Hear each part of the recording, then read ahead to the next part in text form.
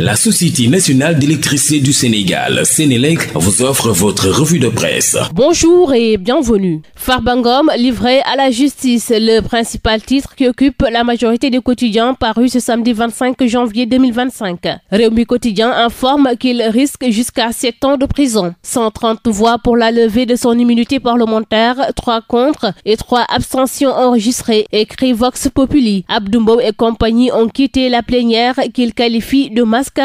Ayib Daffé l'assimile à du voyeurisme et du cinéma. Dans le même journal, Aïssata Tall Sall, la présidente du groupe parlementaire Takku Wallu Sénégal, estime que Farba Ngom a confié son sort à Allah, seul juge, dernier juge et meilleur juge. Pour l'appuyer, Source A écrit: Aïssata confie son Farba à Dieu. Le ministre de la Justice balance Farba Ngom. Ce sont des faits qui sont susceptibles d'être qualifiés d'association de malfaiteurs, blanchiment de capitaux, escroquerie portant sur les deniers publics, corruption, trafic d'influence, fraude fiscale et abus de biens sociaux. Critique Les Échos, Walf Quotidien, Enquête. Le quotidien abonde dans le même sens avant de nous informer que les populations de Agnam ont déversé leur colère dans la rue. Le journal L'Observateur nous informe que des jeunes proches du maire de Agnam ont barré la route nationale numéro 2. Les jeunes ont promis d'ériger des barricades sur toutes les routes menant au domicile de leur leader. Ils informent: Farba nous a confié qu'il attend d'être convoqué pour se présenter devant la justice, mais nous l'en empêcherons, quitte à sacrifier nos vies, disent-ils dans les colonnes de l'Observateur.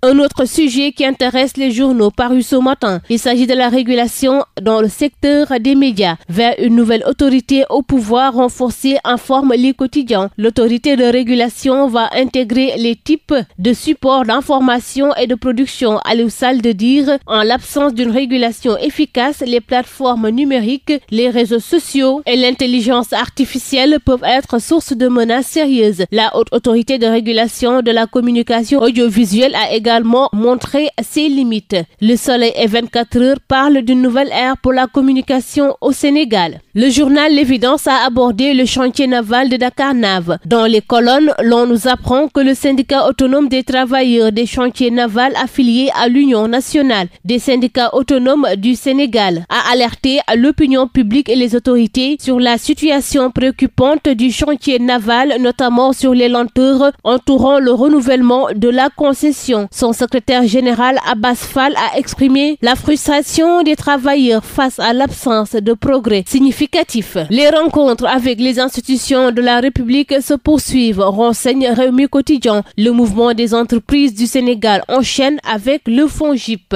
25 janvier 2009, 25 janvier 2025, 16 ans après sa disparition, Mamadou Dia nous reparle. Un titre qui occupe la une de Sud Quotidien. Le président du Conseil du Sénégal indépendant est une référence et ses idées irriguent les nouvelles générations d'hommes et de femmes politiques du Sénégal. En hommage à cette figure emblématique de l'histoire politique du Sénégal, Sud Quotidien remet au goût du jour des instants de réflexion sur la trajectoire, la pensée et l'œuvre du grand Mabo. Walf Quotidien, hélas, met en exergue le rapport sur les avortements clandestins et parle de chiffres de l'horreur. La Fédération internationale des droits humains a publié un rapport intitulé Double peine sur l'avortement médicalisé en cas d'inceste ou de viol au Sénégal. Et c'est en collaboration avec l'association des juristes sénégalaises, la RADDHO, la LSDH et l'ONDH. Le document révèle que plus de 30 000 femmes et filles risquent leur vie et leur liberté en avortant clandestinement. Le quotidien du groupe Futur Média est revenu sur l'agression sauvage de Cheikh